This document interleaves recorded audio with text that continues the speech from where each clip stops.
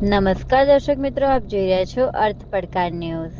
મહીસાગર જિલ્લામાં સ્વચ્છતા હી સેવા અભિયાન અંતર્ગત વિવિધ પ્રવૃત્તિ થકી સ્વચ્છતા પ્રત્યે જાગૃતિનો પ્રયાસ। સ્વચ્છતા હી સેવા માનવ સાંકળ રચીને સૌને સ્વચ્છતા અભિયાનમાં જોડાવા માટેનો સંદેશો આપતા શાળાના બાળકો।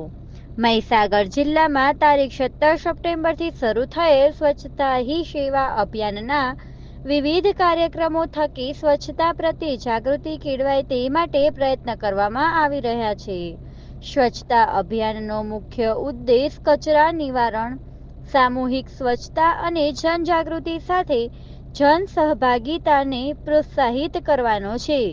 જિલ્લાના શહેરોના મુખ્ય સ્પોટથી લઈને ગ્રામ્ય કક્ષા સુધી તમામ જાહેર સ્થળો, બસ સ્ટેન્ડ, રેલવે સ્ટેશન, ધાર્મિક સ્થળો, બજારો, નદી, તળાવ આવી તમામ જગ્યાઓએ અભિયાન દરમિયાન સફાઈ કરવામાં આવનારી છે।